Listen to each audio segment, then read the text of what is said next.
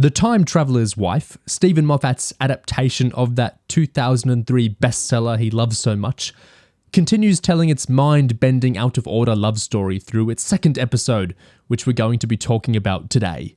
We'll get into what's relatable and human about the high-concept time travel type of story that's being told here.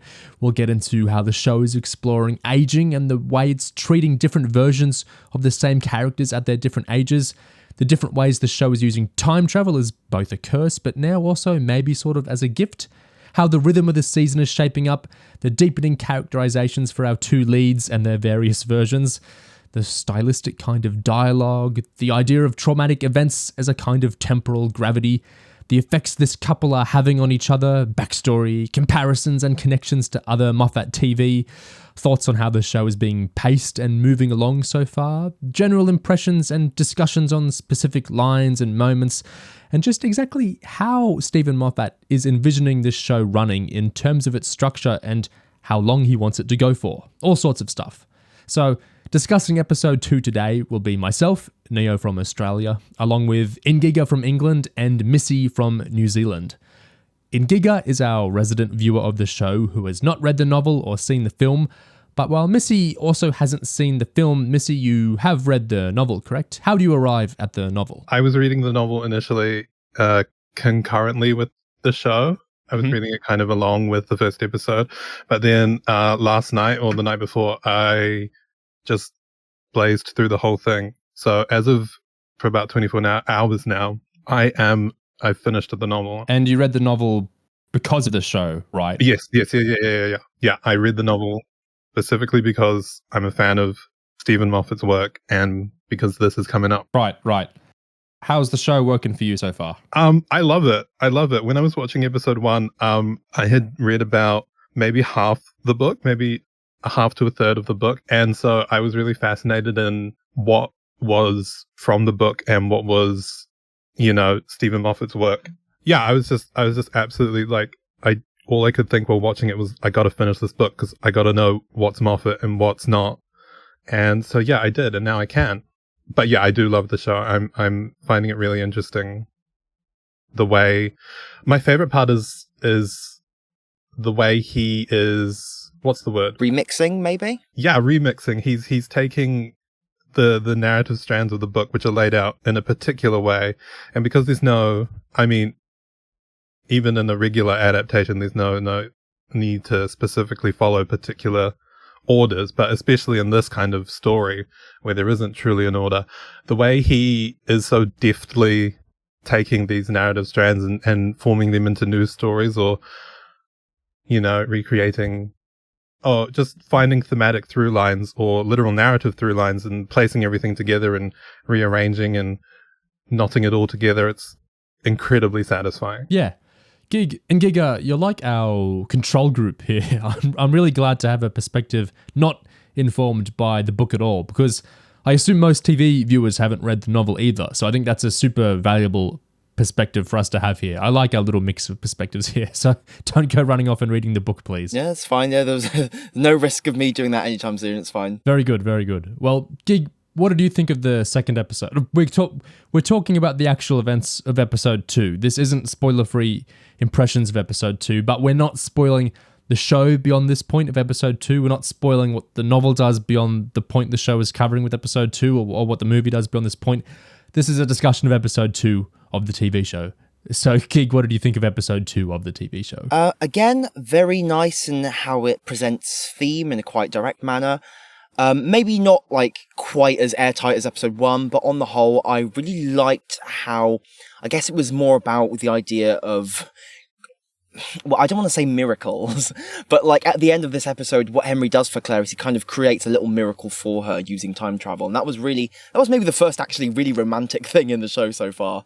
Just the idea of them coming like closer to each other in a very quite sweet fashion. So rather than all the kind of antagonistic kind of back and forth they've had so far. It was a really, really interesting deep dive. Admittedly, I want more of Clare at this point because I feel like we've had a lot of Henry. So I'm looking forward to having more Clare in future episodes. But yeah, on the whole, great episode. Really enjoyed it. Yeah, Clare's character is so interesting. I think we're going to talk about her heaps soon, especially because what's being done with Clare here is, in my opinion, I don't know if Missy will agree, really quite different from Clare in the book and definitely quite different from Clare in the movie. So both Moffat and the actress Rose Leslie are doing this really interesting reconfiguration of the character, which I'm really fascinated by. And I'm seeing other book fans have different takes on whether they like this or not. It's really interesting to me.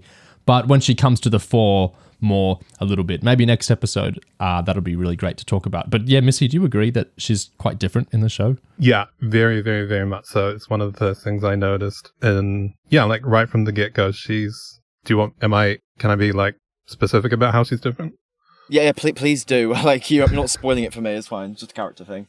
Okay. No, because I personally, it wasn't so much proactive, but for a lot of it in the book, I felt like she was kind of more like the straight man to the kind of more larger than life character that was Henry. But in the show, she's kind of on the same level as him. I'm thinking of going back to episode 1, I'm thinking of their first date and how she kind of led that conversation there. And I think she led it in a way that she doesn't often lead moments in the book. Henry's kind of more, I don't know the word. Yeah. He's more the singularly propulsive force of the book, maybe. He kind of drives the... I heard Moffat himself recently speak on this sort of thing. I'll play the relevant clip in a second. This is from an interview Moffat did with The Hollywood Reporter.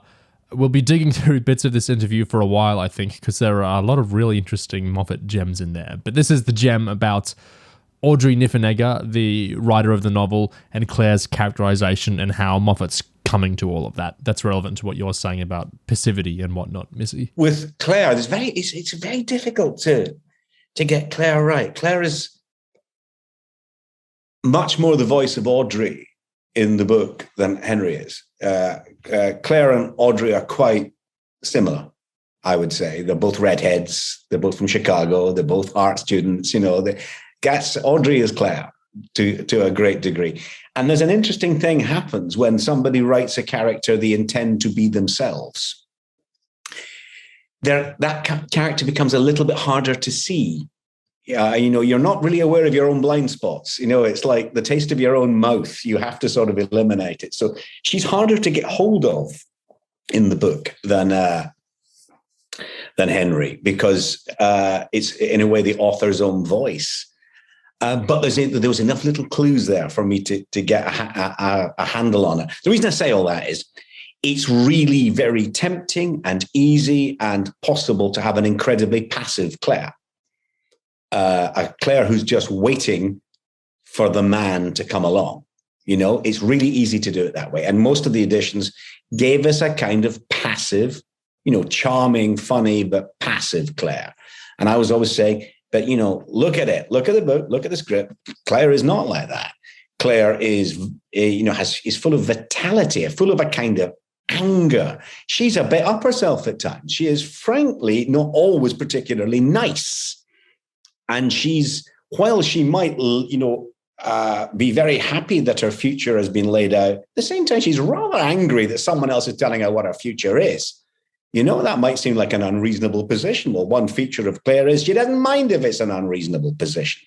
It's quite tough to get someone who's willing to go to give the character all that vitality and to stray into the bits where she's not as nice as you might want her to be. To let her be imperfect, let her be flawed, a bit of a princess, as Henry calls her. And from a moment later in the interview, he says... Now, the reason I say all that about Rose is Rose brought all of that anger and vividness and vitality to the part with none of the passivity. That is an inevitable consequence of the kind of, it's a story of predestination. That's what it is. So, you have limited agency when you have a destiny. But she managed to create that. I don't think Moffat could write a passive female lead if he tried to. I don't think he could. Very good He just compulsively has to make his woman leads into just as active and forthright and dominant almost. We're getting towards just discussing Moffat's fetishes again, which is maybe something to avoid. But yeah, no, I really love Claire as a character in the show so far. Like, I really like how, rather than being just sort of meekly accepting everything, she feels like she's not being steamrolled by Henry's time travel nonsense, but rather she's a participant, which I like. It's just the shape of an episode of TV needs a bit of resistance and a bit of conflict and a bit of, pushing at stuff. And I know Moffat has said the first 3 episodes here are really laying out the whole metaphysics of how the time travel here actually works. And if this episode was just Henry being like, well, here's how the time travel works, and Claire's like, wow, there you go, that would be really boring. And I'm not saying the novel does it that way, because it doesn't, but the novel can really stretch things out for longer, because it's a novel. It's not like a novel doesn't beam into you for an hour straight and then, you wait a week and you get the next hour. A novel, you set your own pace. Then the chapters are paced in their own ways, but especially a book like this, Missy, the chapters aren't consistent, are they? They're like a very kind of stylistic thing. Some of them are really short. No. Yeah, they're a really stylistic kind of separation. So the novel has a way looser structure, because that's how the novelist goes about it. But the show, this is an HBO show. You get your 50-ish minutes every week, and you get your 6 episodes for your season.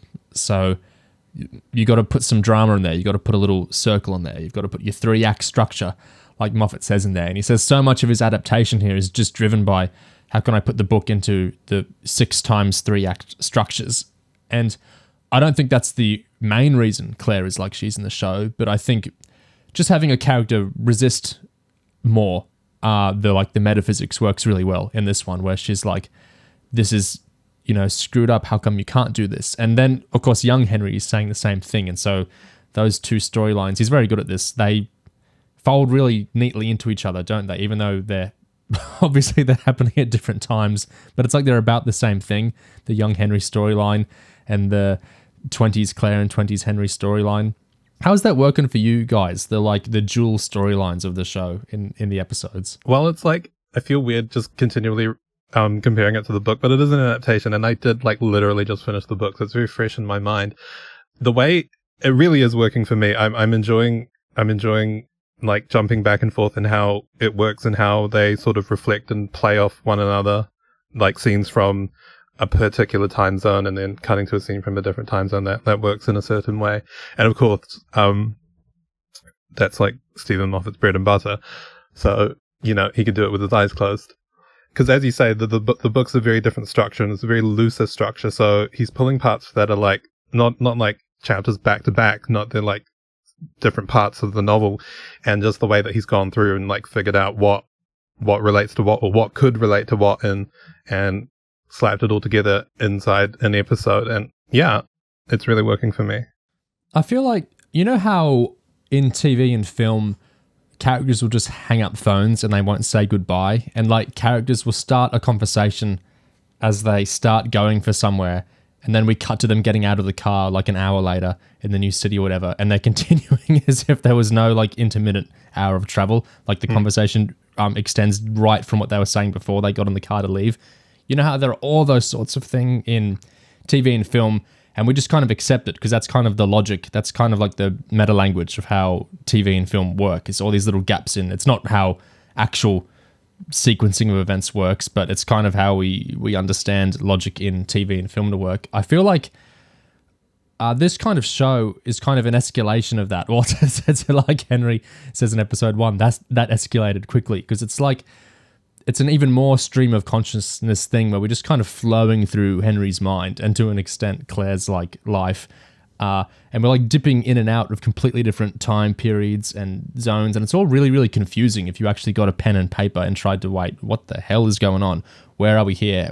You'd do a crazy primer movie type diagram. But to me, it feels really easy to follow, because it's just you just kind of let go, and you're just kind of in the brain of Henry or Claire, and you're just kind of in the moment. And the stream of consciousness style, I think, flows really logically, emotionally. Gig, would you agree with that? I noticed in this episode, similarly to how last week I kind of noticed that Moffat was maybe cheating a bit to link stuff together. In this case, what you have, the reason the dual storylines are able to flow together is because in the present timeline, Henry is telling Claire about the events that happened to him as a child. So that's how we're able to go back from the past version of a conversation straight into the present version of Henry relating that conversation to Claire. So it's kind of a way of having them go together without actually having it needing it to be that elaborate. Okay, it's quite straightforward. So you have Henry relating stuff to Claire, and then we see it as it happening. So we can switch back and forth really easily, and it makes it feel very smooth.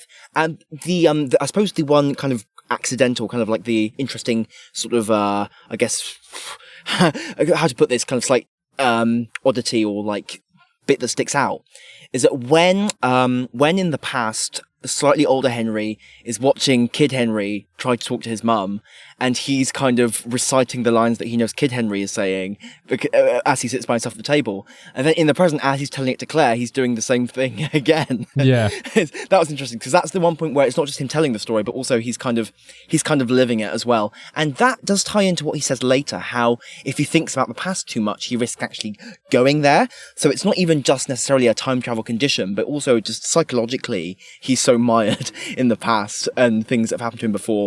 Like when he thinks about them or thinks back to them, it's like he's living them again.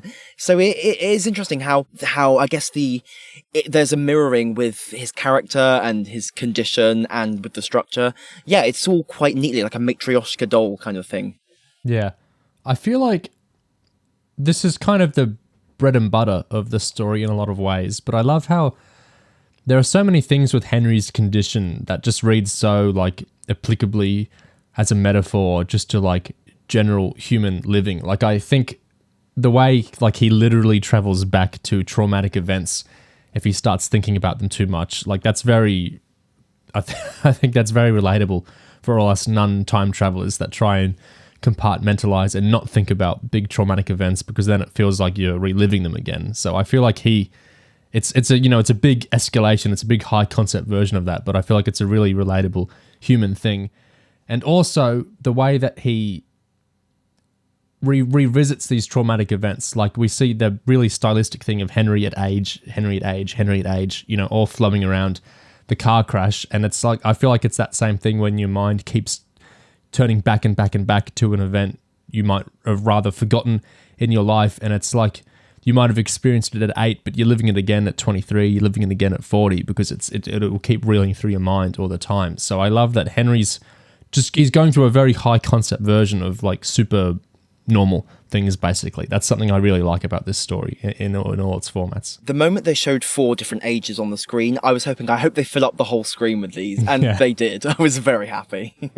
It's just such an interesting concept how he compares it to gravity, like this emotional gravity, like this temporal gravity idea, where something that had such a huge effect on him has this like literal pull on him that he keeps getting drawn back to the same time. It's such a fascinating thing that he can't really escape it. Like he can try and compartmentalize it, and that'll lower his chances of going back there. But to think like he can never get over that moment, I love that. It's like such a literalization of if something like that happened to you, it would be, how could you get over it? Really, you'd always be finding your way back there one way or another at any age. It reminds me of like fixed points in time. Yeah. The shit that both Moffat and RTD would love to put in Doctor Who. Like the idea of time swirling around really significant events and stuff being sucked in or like, orbiting Donna, you know, all events conspiring. Except, you know, done in a, rather than sci-fi mumbo jumbo way, done in a quite emotional way and just relating to one specific life. It's, yeah, and that whole, all the different Henrys congregating around there, it had a touch of, you know, like those sci-fi stories where it's, or like those kind of philosophies, like everyone is the same person, just, you know, reliving, you know, through like the huge human consciousness life, you know, in all its different forms. That is like, it's the same consciousness around the same event. It's quite creepy in some ways, like when young Henry sees older Henry in the car, in a different car at the event, and it's just like being surrounded by yourself at an event like that. It's a really arresting image, I thought. I mean, it has me wondering if it's going to turn out that Henry was in the other car and ends up causing his mum's death. Hopefully that won't be it. But it does seem like pretty much at some point every passerby in that scenario is going to just be another Henry. Like it's just him. Yeah. Also, similarly with his mum's funeral, I can't help but wonder, would someone notice the strange number of nudists surrounding the funeral? That seems like it might be a problem. Yeah, I wonder if he stashed clothes. Like, the first time he went there, if he thought, I'm going to come back here, I should put some clothes by the gravestones or something. Be easy to play that comedically, like nudists darting around the graves in somber clothing. But yes, I'm glad it wasn't adapted that way. Something else kind of sci-fi-ish I like that this episode did is we kind of keep going with this sense of the different Henrys as different characters. Claire, wistfully thinks of 40s-ish, what Moffat calls presidential Henry, the Henry she fell in love with, as like a different person as she's interacting with 20s Henry. And, they're kind of talking about him like it's a totally separate person. And it reminds me so much of discourse around Doctor Who, where a lot of Doctor Who fans have different opinions on the different doctors, like the David Tennant and the Matt Smith and the Peter Capaldi doctors. Are they literally the same person and same character, just being played by different actors? Or are they quite discrete characters and interpretations? And people have big different views on this. I'm much more the latter view. But I thought that was interesting because Henry literally is the same person. He's not doing some regeneration mumbo jumbo. He's not changing form or anything. He's just aging. But it really is like 40s Henry is a different character, isn't it? Claire certainly thinks of him as one. When he interacts with himself, he certainly kind of treats himself as a separate kind of personality. And I like that because I think it's a really interesting question. Are you the same person at 40 as you would be at 20? Like, biologically, not really. Like your cells cycle and your body's going to be very different in terms of the actual matter. Emotionally, I mean, how can you know? We can never actually interact with ourselves like this. If you ever dig up stuff you've written when you were a teenager or something, sometimes you might feel really connected with it. Sometimes you might feel like, I have no idea who this person is. I don't remember this. I don't remember feeling this way. This is insane what I'm reading that my teenage self journaled or whatever. I think it's such an interesting question, to what extent we are the same people. It's great that the show plays with that in such a literal way. But on that note, did you notice the different Henrys, including the different actor ones, like with young Henry, sharing a lot of the same mannerisms? The way like they rub their forehead. In the museum, 20s Henry, the way he buries his head like in his hands and rubs his forehead, little young Henry does that after he screws it up with his mum, and then 20s Henry comes over to him. I thought that was a nice little touch. I did notice that. Henry does it at the end of the episode as well when listening to his mum's recording. Yeah, I liked that. What do you think of young Henry? How's he working for you two? Surprisingly well. I quite like him. I admit to that I wasn't too impressed with young Claire, even though we haven't spent much time with her. But so that was just that typical. I was like, oh, it's a child actor. It's not going to be too amazing. But I was very pleasantly surprised with young Henry. I really enjoyed the scenes. How he feels like Henry, but he also feels different to the other Henrys we've seen. Mm. Yeah, I think if Child Henry wasn't a good performance, it would tank the show, pretty much. Certainly tank this episode, and that didn't happen. Yeah. So yeah, I was pleased. Speaking of Child Clare, did you notice anything interesting about the intro, like the credits? It was different, wasn't it? It's different, yeah. It's not the same footage as episode 1. Claire's in a new outfit. Does that mean we'll get a new one every episode, maybe? A new version? I assume so, yeah. I really like that. Like, it's the same sequence, of course. It's the same thing the intro is covering, but it gives us more a sense of actually moving through little Claire's life. She's in a different outfit, and so, this is months or weeks later now that she's, running to meet with Henry again on one of the dates. That's the show's term, literal dates in the book. And I noticed they followed it with an actual scene of young Claire talking to Henry. So it was almost like the title sequence continued directly into the show. I wonder if they'll do that each time. And every episode, that'll be kind of our excuse to go back to Child Clare and set off whatever the current episode is. I thought it was a really interesting little style move to bleed the title sequence into the actual events. I like that a lot, yeah. Yeah, it's great. I'm wondering if, because this is a thing that happens quite frequently in Stephen Moffat penned things where he'll establish a thing, be it a line of dialogue or a visual thing, and then he'll proceed on it as normal, and then he'll put an interesting twist on it to either not just for the sake of it being interesting and unique, but because it'll develop a character or make a scene make sense or something. And I'm thinking of the on-screen captions for Henry's Age. At first, it's like, oh, this is just locating us, setting us where we are in the scene. And then in episode 1, we have the small reveal that young Henry in the museum meets old Henry in the museum. And then this episode takes it even a step further than that, where we have Henry is this age and this age and this age and this age, and there's all these Henrys standing around the thing. And I'm wondering if there'll be a sort of a reversal or a change in the opening where we get used to, even though they're slightly different, it's the same idea of young Claire running through the field. I'm wondering if we'll get something very different.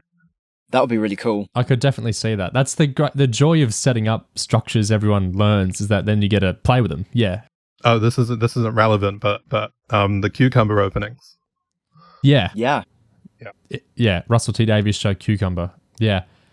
Speaking of cucumbers, so speaking of green things, did the Green Man Banana Coffee Shores of Lake Como thing, did that work for you guys, or did it feel a bit contrived? It was incredibly contrived, and that's why it worked for me, because those sort of like airy, fancy, high, on this day this prophecy will happen and a man in a blue suit will blah blah blah, and it feels so ordained and important, and it felt like it was kind of knowingly taking the piss out of that. When Moffat was like, "Oh, a green man will give you a banana latte." The Green Man thing was just this. The Lake Como thing I thought was cool. It's like, oh, we're not literally there. It's a picture there. Isn't that, a sweet little thing? But the guy was just green. Like, yeah. Yeah, and I was like, it was the dumbest thing possible. It was like, oh, I'm a children's entertainer. And I was like, yeah, that makes like perfect sense. Because for young Claire, that would be like, in what world? And so, of course, the audience too would be thinking, how on earth is that sequence of events going to unfold? And it does so in like the most banal way. I was glad they didn't linger on it, so we didn't have Clare go, "Oh my God, he's green," and the shores of Lake Como. Oh my God, because I think to a certain point, when you have a setting where all the stuff that's going to happen is basically preordained in a causal loop and stuff, and it's all fixed and stuff, and there's loads of foreknowledge everywhere, it can get annoying from a storytelling perspective because you have to keep reiterating that over and over. Yes, this is fixed. This is going to happen. So it's nice that in this case that it was just sort of I guess a grace note that just sort of slide past it, and we can fill in the connections ourselves because with the audience we have brains. Yeah. So the actual thrust of the scene was what mattered. Are you guys like little Claire in preferring 40s presidential Henry to the other Henrys? No. Which Henry do you like the best? 20s long hair asshole Henry. Yeah. Yeah, I'm kind of partial to Wig Henry as well. Yeah. Maybe it's because we spent more time with him, but like there's something that's just more fun about him, I think. Also, it's like what Neo was just saying about how stories need like pushback. He being so abrasive makes him probably the most interesting character. Well, the most interesting iteration of Henry. The most interesting character. Yeah. Well, that's the thing, isn't it? He treats 40s Henry as a different character. I love the line where he says they're bickering, him and Claire on the train, about who decided I'm your girlfriend, and he says, according to my future self who hung around with you in the woods when you were a kid, I don't trust that guy. And it made me think of, in our first discussion of the first episode, how Oliver thought, I wonder if Henry will eventually kind of frame himself as a groomer in like a self-loathing way. And I thought it was so interesting for 20s Henry to kind of frame what 40s Henry does. My understanding was it was kind of implying that was creepy. Like, according to the self that hung around with you a lot when you were a kid, why would I trust a weirdo like that? I thought that was so interesting because he's implying himself as a creep, but it's because he really sees 40s Henry as different, and I do as well, at least at this stage. I do, really think of them as separate characters. I think that's how the show is presenting them right now. Yeah, I think 40s Henry may be coming off like as less fun or more boring or whatever. I think that's kind of a sign of his positive growth, I guess. Yeah. Because like I think that's the arc you want. Like as you grow older and get married or whatever, you want to become less of a dramatic cartoon character and more of a fully formed adult. Yeah, I think like a better human beings are maybe less interesting dramatically. That might be the way of putting it. I think that's why he's used more sparingly as well. He's the end point of the character. It's interesting watching a character change. So 20s Henry's interesting because we're seeing him change, but 40s Henry just seems kind of static. He's been changed. As he'd say, young Claire made him into the man to fall in love with. It's so, like they say, it's so complicated to try and it makes emotional sense to me what they're arguing, but to put it in words is really difficult. The kind of loop of, it's called marriage, so I made you the person for you and you made me the person for me. So the 40s Henry was made into your perfect man that imprinted on you, that made you like Henry because you made him like that. And when you were it's like in my head it makes sense. When I try and put it into words, I lose the sense. Yeah, it's quite interesting in a dramatic way because when this happens in whatever mode of storytelling, we reach that character's positive growth at the end of the story after having experienced all this with them. We see them grow, and then at the end they become that person. So it's really interesting to see these little glimpses of 40s Henry, where he's going and what he's like. It just changes the way we kind of view, this character and the way the story's being told. It's the whole vibe of the show because, like any of the Henrys per se, we know where we're ending up. Isn't there a Doctor Who line like that? Like knowing your destination or something? Doesn't matter. Henry knows where he's ending up.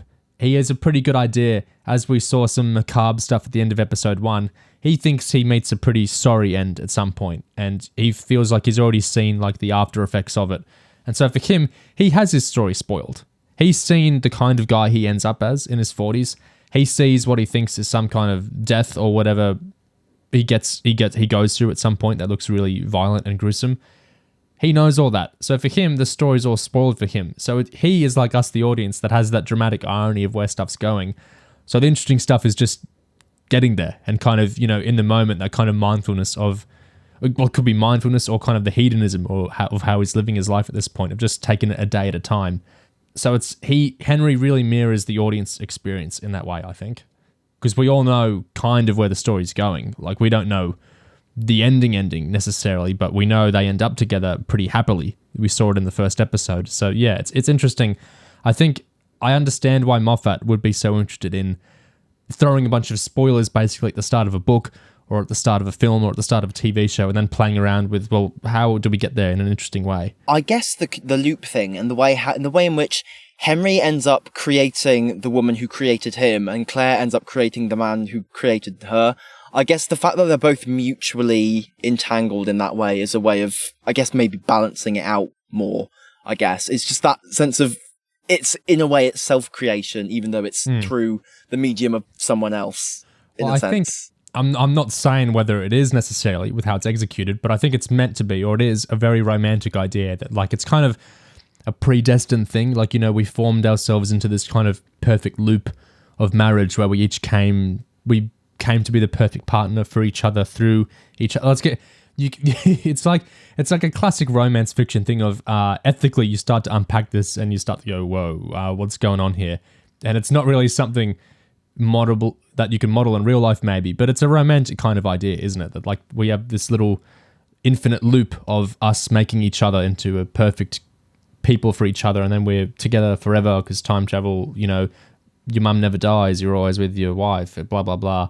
It's a very romantic idea. Yeah, I think so, on the surface. What do you think when Claire says, I've been waiting for you since I was 6 years old, and it turns out after all that time, after all that waiting, I don't like you?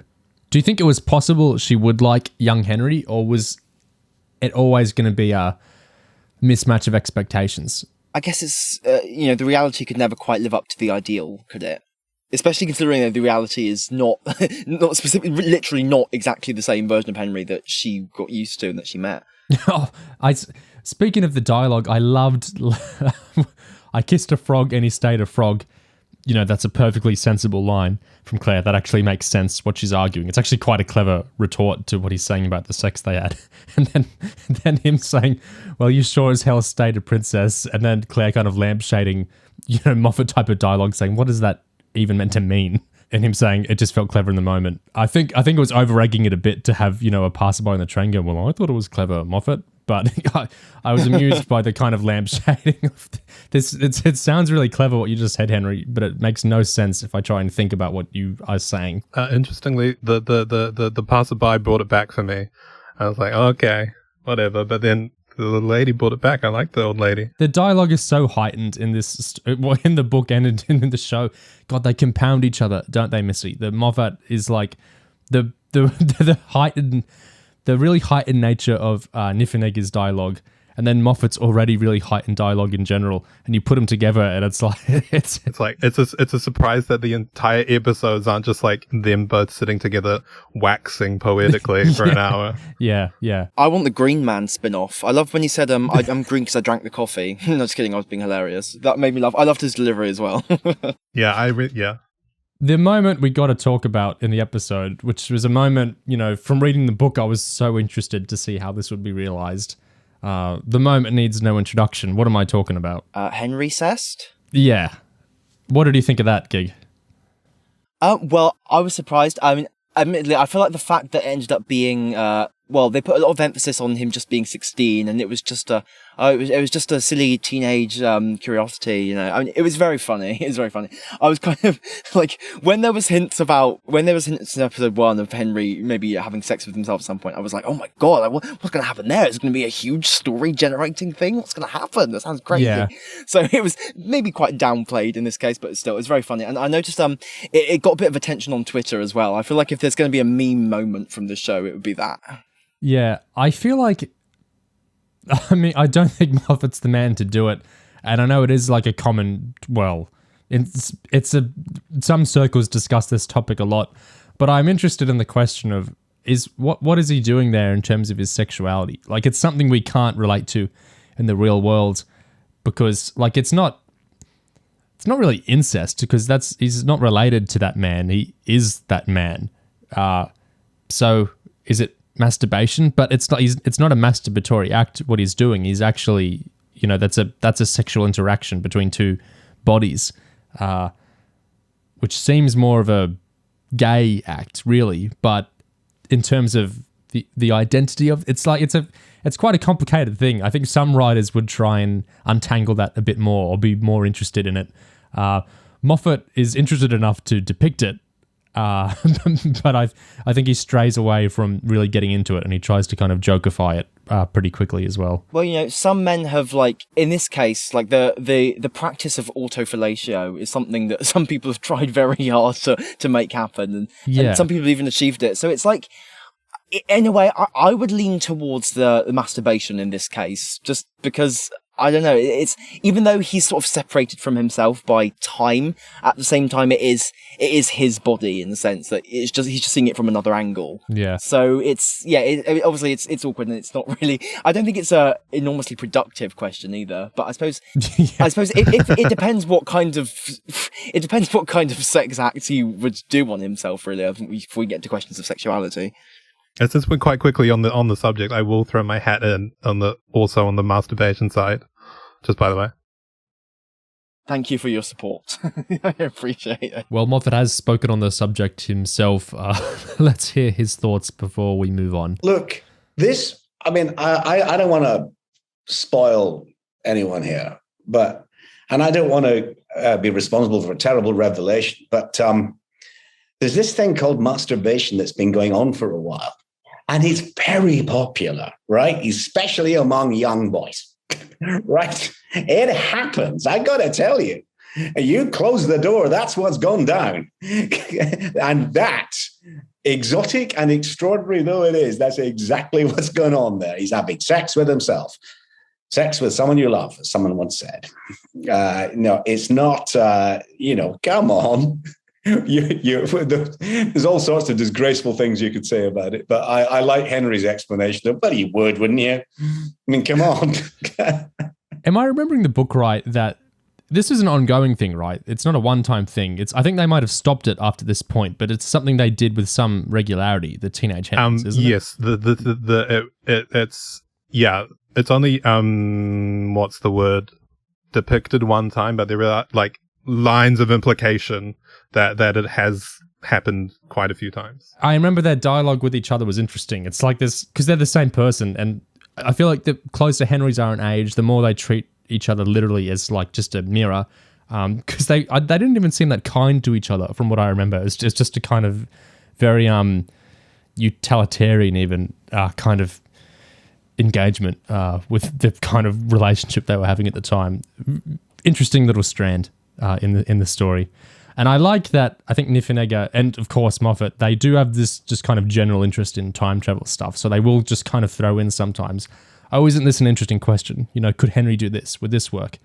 Like the ending of the episode does a big time travel thing that's a big emotional idea, but it is basically a fun, like, ooh, if we have time travel in a story, could we kind of make something like this work? You could never do this in like a normal story, but can we flip like the chronology of a bunch of events and kind of have this really interesting emotional interaction?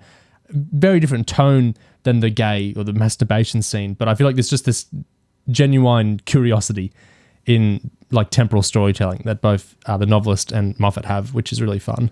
Well, on that note, I personally really hope that they have a time travel threesome at some point. And if it's not in the book, I hope Moffat writes it in. It's the one time I want him to indulge his fetishes and just go I feel for like it. if Because I think there's anyone who could write it or think to write it.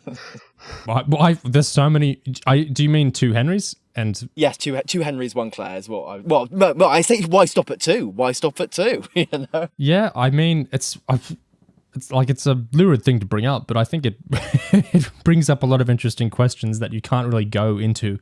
Well, the flip side of the temporal storytelling, I want to talk about the ending, which is I know last week for the first episode, we talked a bit about that Doctor Who Deep Breath first Capaldi Doctor episode where the Capaldi Doctor's companion, Clara, isn't vibing with him and she misses her Doctor, who was Matt Smith, and she's not really feeling traveling with the Doctor anymore. And then Matt Smith from his last episode literally rings her up and is like assuring her, I'm the same person. You've got to give me a chance. You know I seem different, but he's blah, blah, blah, blah, blah. And then episode 1 of Time Wife gave us, I know Gig said it's like the inversion of it because it's actually, this time it's the older version of the character is assuring that the younger version of the character is worth sticking around with. But it's still that kind of timey-wimey conversation. You know, I'm kind of checking in with a different version, a different time of this character to see if I should stick with the main version of this character. Here we get a timey-wimey phone call thing, kind of, but it's even more complicated in that it's like, how do you unpack what's actually happening with the tape and the mum and the Clare question at the end? Who can describe what's happening to me? Okay, so what happens is Henry and Claire are sitting in the library listening to a recording of Henry's mum singing opera, and at the end of it, she does a Q&A, and it's at this point that Henry pauses the tape, asks Claire if she has a question for Henry's mum, and then Claire says her question, and they press play, and Henry's mother answers the question, and what is presumed is that at some point in time after this, Henry travels back, bumps into his mother on that date, and passes on said question for her to answer on that date, which is then recorded and stored in the library for the 30 years, or however long it is, until Henry and Claire arrive at the library to listen to it. I mean, it's Blink, basically, isn't it? Not to do the Doctor Who thing, but yeah. That idea of... It's Blink, and it's also that one scene from Jekyll. Yes. From Moffat's Moffat's big Jekyll adaptation.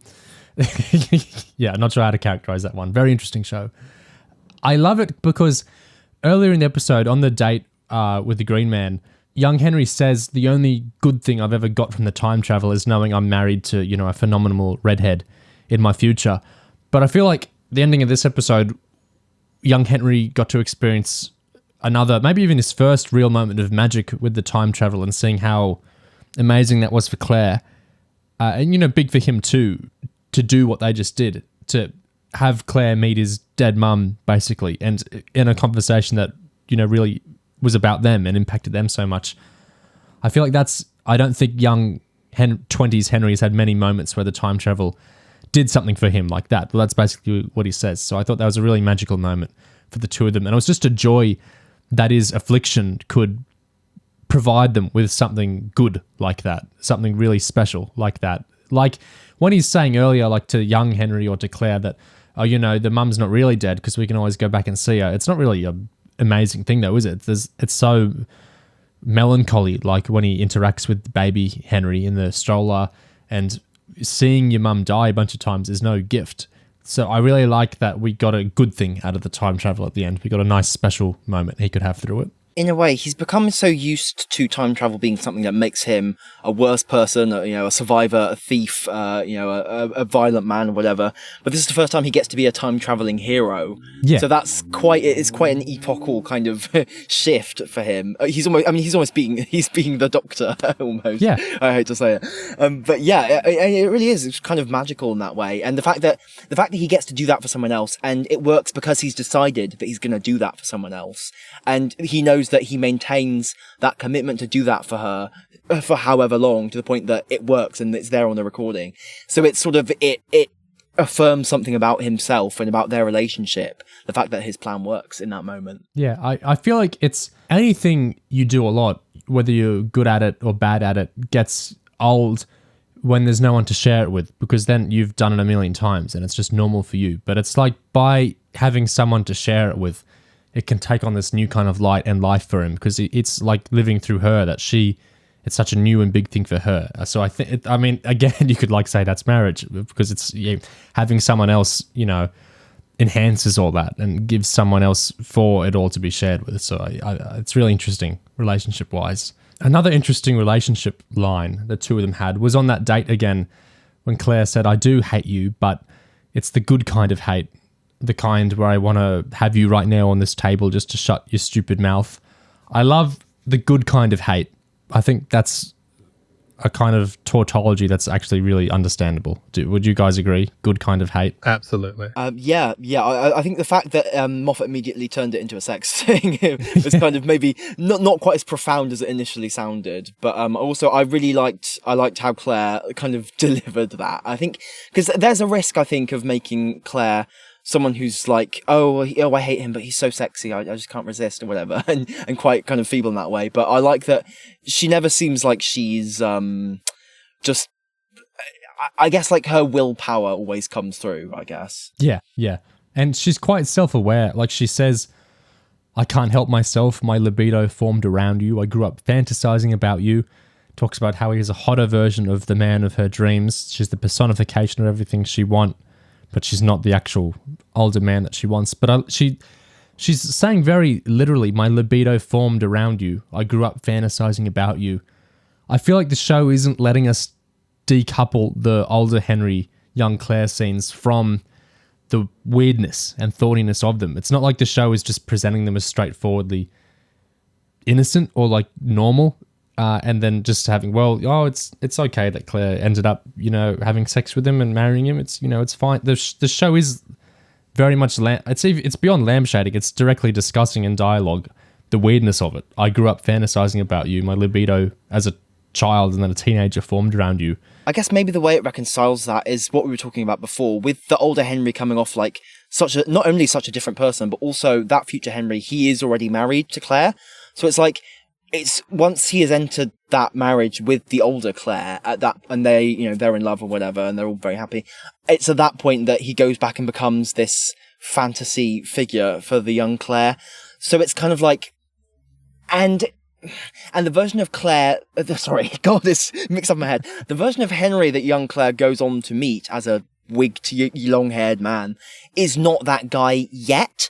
So it's like, it can't quite be thought of in the normal sense of a guy just grooming a girl into being his partner. It's like, it's like the future sort of marry. You know what I'm talking about, right? Yeah, like it's so hard to untangle. The actual sequence of the story totally exonerates Henry. Like his actual sequence is he's in his 20s and he meets, a gorgeous redhead, as he would put it, and falls in love with her, as we're seeing now,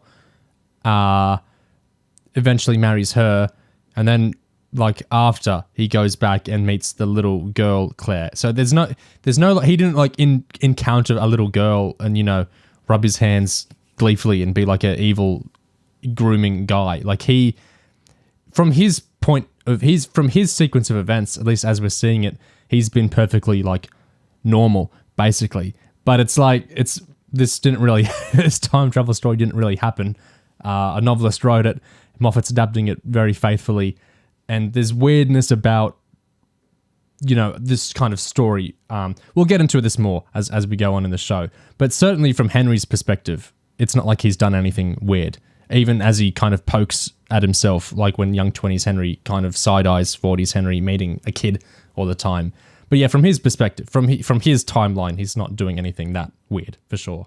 I mean, he literally can't even help it. I noticed, this is kind of not quite connected to that, but I noticed that when we saw Henry going back and seeing his parents before they got together, I noticed Moffat seemed to resist doing anything by having Henry actually set them up and cause his own birth. Yeah. That would have been so easy, and it's such a cliche for time travel things, almost. I was kind of impressed that didn't happen.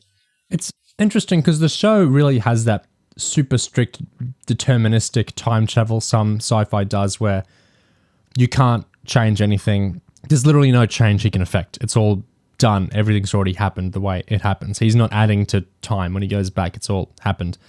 It's very on that type of time travel, but it's not really pushing it much. Like, it's not having many moments where like Henry goes, I've got to stop this, and then by trying to stop it, I made it happen, you know. And he's not like kind of arranging up. It's kind of avoiding a lot of the sci-fi cliches you get with time travel stuff, which I'm so thankful for, because I've watched so much science fiction, you know, even Doctor Who alone, that plays with those tropes. And I'm really enjoying this show, like Oliver said last week, for having a lot of sci-fi ideas and Moffat ideas, but free of kind of the sci-fi adventure story structure and tropes. So I'm glad. I don't care what form of time travel it's using. The super deterministic preordained one is fine. But I'm glad we're not going through the whole reel of, I caused the thing by doing the thing. It's just kind of matter of fact, which I like. Speaking as someone who watched like 26 episodes of Netflix's show Dark, like, I am fucking done with scenes of characters being like, oh, I tried to change the events, but ended up making that happen. Oh my God. It's so like, just as a form of storytelling, it's so deadening. Yeah. Dull. It's like, why the fuck am I watching this? Yeah. What did we think of young Henry being trained as a criminal? I like it. I liked it in the book. I thought it was a fun idea. There's really a sense of urgency and danger to it that is true. What was really interesting to me about it actually was how standoffish and just like mean older Henry was to young himself. And I sensed that it was kind of like a forced tough love thing, because he's like, this is dangerous, this is serious, we've got to do this, this, and this. But he's really rude. He's not a huge fan of himself, Henry. That extends to all ages. Yeah. That's true. And I think he's kind of got this defeatism. I think Claire kind of shakes this out of him a bit, like we saw the ending of this episode, like we were saying, having someone else to experience things through kind of shakes you out of the funk. But I think he feels so defeated by, I know little Henry's about to have a really crap experience, and I know I'm going to have one, and I know older Henry's going to have one. Like, what's the point trying to comfort ourselves? I know it all ends up pretty shit for us. I think he needs another soul in his life to kind of get shaken out of that, which of course he gets. That's correct. I think what happened there was I genuinely was just thinking of them as different characters, and I was like, wow, Henry's being really rude to this kid. Yeah. I think it's an interesting contrast, looking at how young Henry treats kid Henry and the kind of the standoffishness towards him, versus how 40s Henry kind of interceded on behalf of 20s Henry in episode 1. So like, as he ages, he's able to be more kind towards himself, even if not necessarily directly, because he still has banter with his younger self. But like, once he's a bit older, you know, he doesn't have this kind of cruel attitude towards his other selves anymore, maybe. Like, maybe that's something we'll see. I don't know. I also like, I think older 20s Henry is fostering in young Henry a kind of individualism, maybe anti-socialness with the crime and like the social engineering of like the stealing isn't just about what your fingers are doing, it's the kind of trickery you're doing. That's, you know, like the Saul Goodman, I'm talking you out of, you know, I'm making you think I'm doing one thing and then you're doing the other thing, and I'm socially engineering you. Basically, it's like the trick with how he. Oh, what a sweet little young boy you are for trying to return a wallet, all that kind of stuff. And you can see how this is kind of the stuff that makes him an arsehole later, is because he gets this kind of, it's me against the world. I can trick everyone, you know, like I can manipulate people so easily, and I need to. In fact, it's my due because that's how I survive. So it's interesting, he kind of cultivates his own personality. It's like what he and Claire do to each other. He kind of does to himself a little bit too. He's training young Henry to kind of reject society a bit and to kind of be that individualist and kind of hack people or manipulate people. And that of course carries on. You can see a path from what he's doing here to Henry's kind of womanizing in his 20s. Just this kind of dim view of other people that he's kind of fostering in him. It's quite interesting. I guess because, just one more thing. I guess because everyone else and all these other women and all these people he sees as potential targets, everyone else is just, I guess maybe an obstacle for him to, like, surpass, or like an opportunity for him to hack or like trick or subvert or get something from.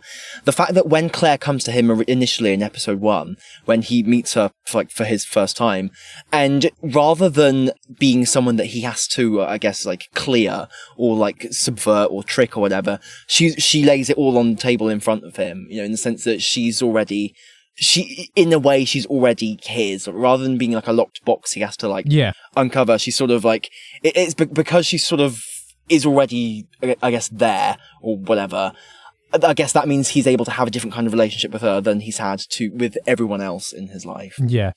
Something I really like with the young Henry and 20s Henry interactions, I don't know if you guys can relate. I don't know if this is normal at all, actually.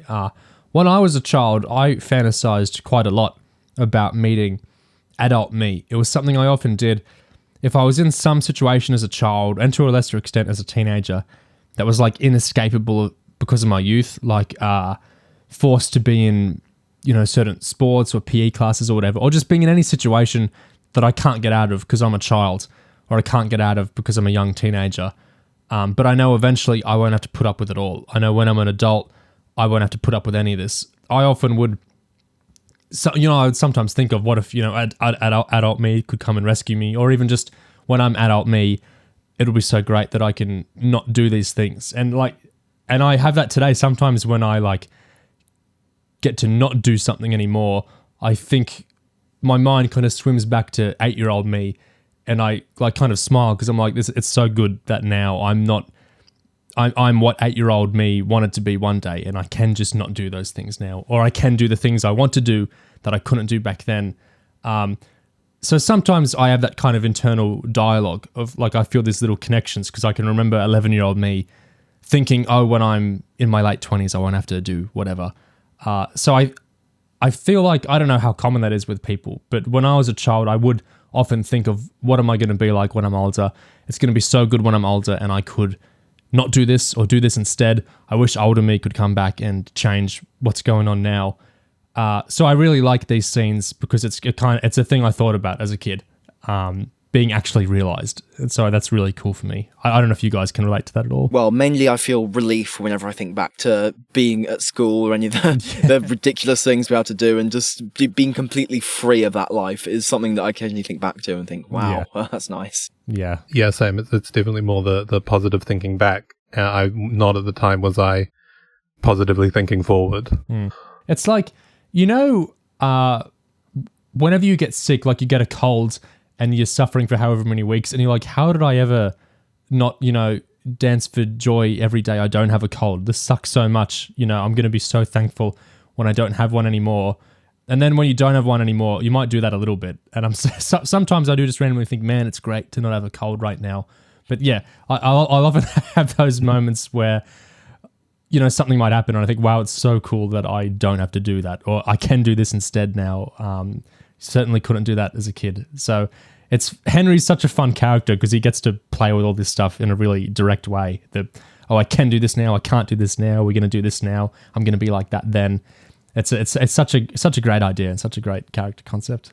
On a totally different note, just thinking about certain specific dialogue lines again, what did you guys think of the line that was Henry going, lust is someone knocking at the door to be born. I guess I heard my own knock. It reminds me, I guess it felt like one of those observations that Moffat gives to, I don't know, maybe the Doctor or something, like kind of like, ooh, biology, ooh, how profound. Life is nature's way of keeping meat fresh. You know, one of those observations, and it sort of, it felt maybe a bit more poetic than I'd expect of Henry.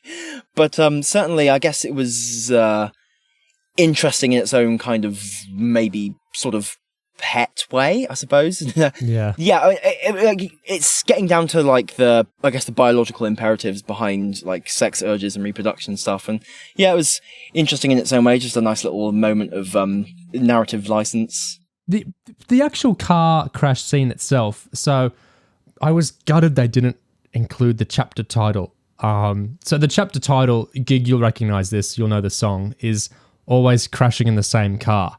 Which is, of course, a David Bowie song from a great album of his. So I totally expected that would like be playing or, referenced somehow. It's fine, it wasn't. I was just surprised because that felt like such a TV-ish thing. That might have been over-egging it a little bit.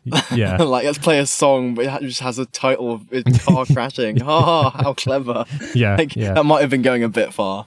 I think one episode in the future, Claire and Henry will be at a bar and it'll be playing and he'll disappear and she'll be like, oh no. You could definitely do that. Maybe he avoids Bowie in general in the future to avoid the association. What do you think of the actual gruesomeness, like the final destinationness of the event? I did find myself wondering, like, what motivated it on the author's part, because it is because you could, it would have been easy to write just a mundane kind of like accidental death for a character. The fact that it's like a full-on decapitation, that's very specifically identified as a decapitation, was kind of interesting. It reminds me of remember the American season of Torchwood that opens with one of the main characters in a similar situation, and he gets a bunch of like poles rammed through his chest from a similar scene. It's a very hardcore.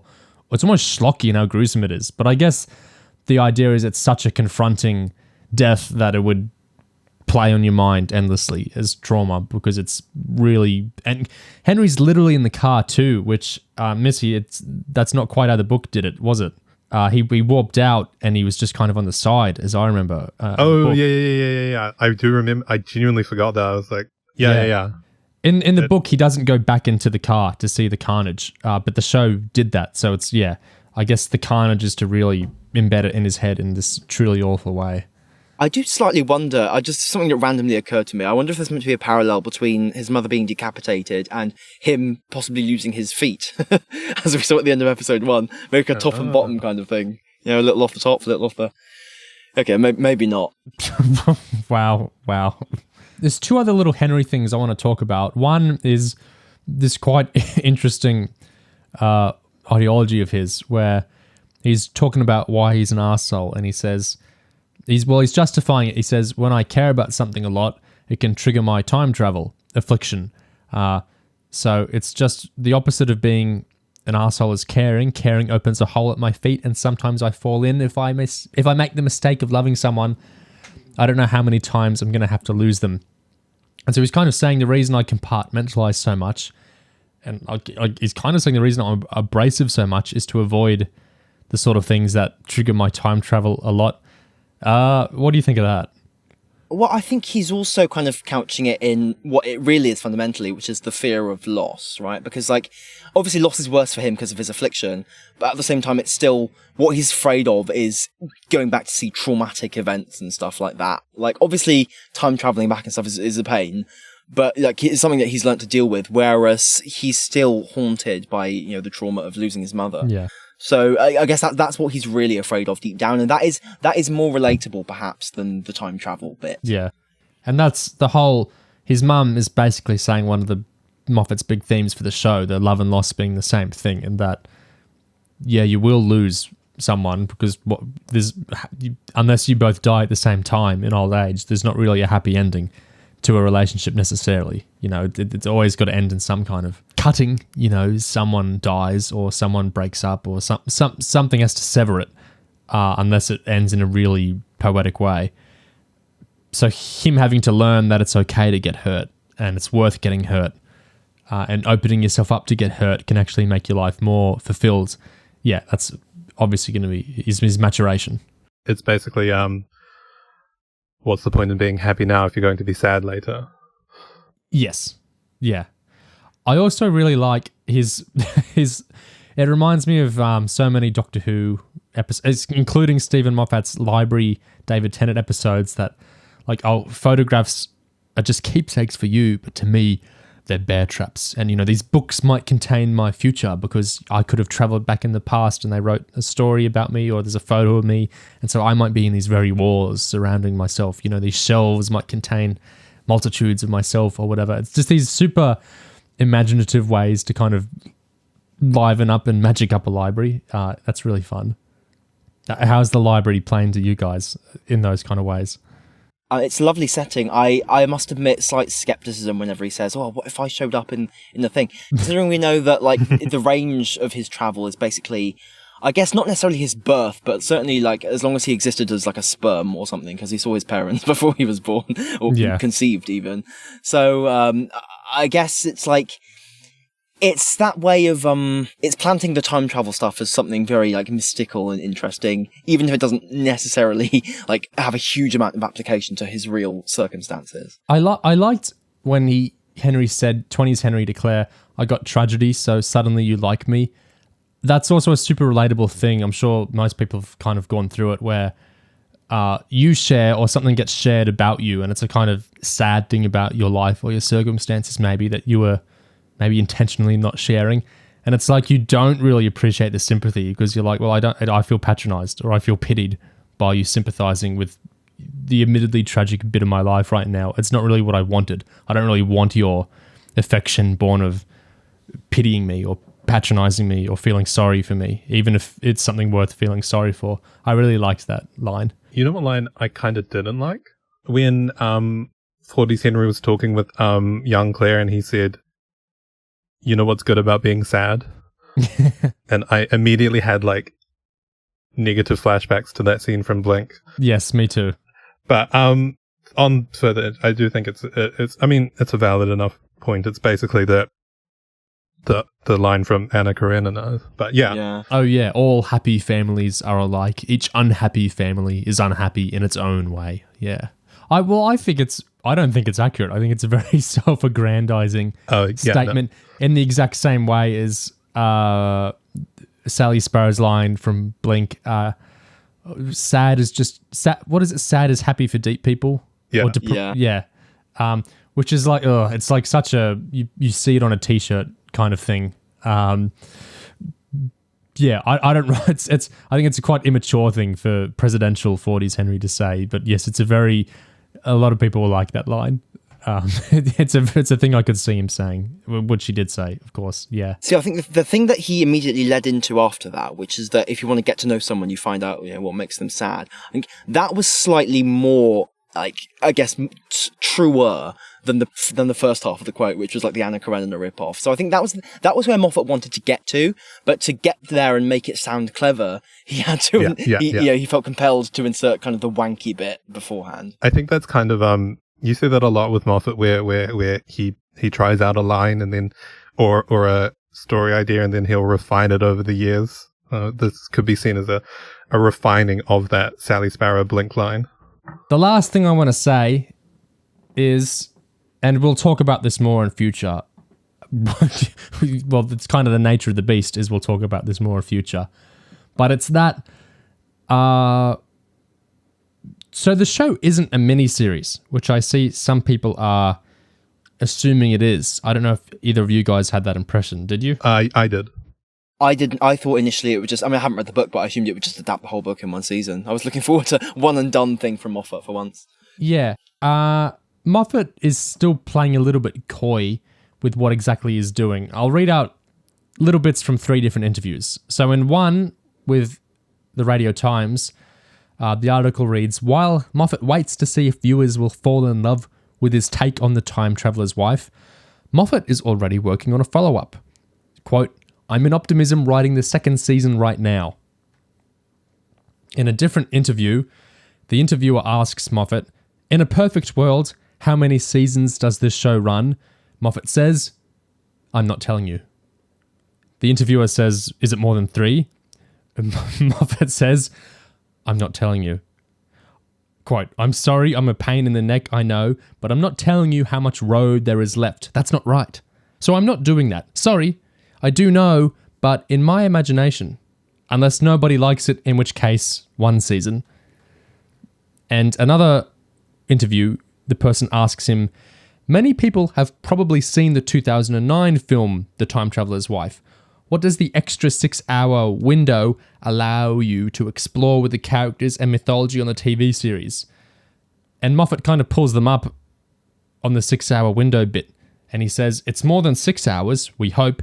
This first run, season 1, only covers the first third to a half of the book. So we are hoping to come back and do more. Well, we hope we'll get another run, but it is limited in the sense that it does not go on forever. I've got a plan in my head about how we start, how we continue, and how we end. I'm not exactly saying what that is, but we only get about a third of the way through the book in the first season, so we're hoping for more. It's a drama series. With the prospect and the tremulous hope of returning. I'd been reading all these interviews for a while, so I understood the show was not doing the whole book in this first season, like I assumed in, months beforehand. But that's interesting. I guess he really wants to take his time and explore the characters and go slowly with it and play around with the time travel and stuff. But yeah, it's surprising to me. I mean, it's a proper novel. Like, it's not a short novel or anything, but yeah, I'm surprised by that. I suppose the only risk is that I don't know if it'll end up being padded or something, but in the same sense, padding might be a really cool thing. Yeah. You might be able to come up with cool little new escapades for them to go on. I just hope that it stays fresh for as long as it goes on. Yeah, it's all being written by Moffat. Like he said in that quote we looked at last week, there's no writer's room, it's all just his brain. So I don't think it can be compared much to stuff like Doctor Who or he's done with other writers, or even Sherlock, which has other writers. This is all just pure Moffat. So it'll be interesting to see if we get a season 2 and if we go beyond, or if it ends up as just one season. I doubt it, because I don't think HBO would just want one kind of rump season sitting on their services. I think they're quite against that. Yeah, the first time I heard that news that it was only covering a portion, I was I felt negative about it, because I thought it would work. It works as a complete thing, and I was looking forward to a complete one-off standalone. But the more we sit on it, I don't know if it's like cope or me just hoping that it's not bad, but I can see how it could work, and it feels like, because Moffat's been such a fan of this book for so long, and it's influenced him so much. Interesting that it's a story about people being influenced by things, and he's been influenced by it. That I can see that why he feels he wants to do it exactly how he wants to do it, and he wants to sit in this world and explore it and expand upon and work in it. So I hope it's for a second season, and I hope it's good. Yeah, same here. I really hope that we get to at least cover the whole book, because it'd be just so crushing otherwise. Yeah, and I know Moffat's a busy man, which plays into all these questions of, if a season 2 gets commissioned, when is it going to come out? Like, I know right now, that Inside Man TV show with none other than David Tennant is coming out soonish, I believe. And I know Moffat's in some capacity produced that The Devil's Hour show with Peter Capaldi that I saw a teaser for recently. And right now, at time of recording, late May 2022, Stephen Moffat's play, his theatrical comedy, is currently doing its early showings. A friend of the channel is going to be attending one of them, and I've got the script booked ordered, so we'll definitely have a discussion about that too. So yeah, lots of Moffat stuff going on, but I hope Time Traveler's Wife moves along swiftly enough and doesn't have super big gaps between series or anything. Hopefully it proceeds along nicely together as it adapts the book. And yeah, that wraps up our discussion for this second episode. There's going to be a lot to get into next episode from what I've heard about it, and the 3 to come after that. And there's a lot of really interesting Moffat statements and quotes and clips and whatnot swirling around the show. It's going to make more sense to dive into next week and as we move on. So I'm really looking forward to that. Listeners, please chime in with what you thought of this episode and the show so far, the show in general, and or any thoughts you have on our discussion of this episode and the show so far, or in general as well. And as always, thank you so much for listening. Thanks.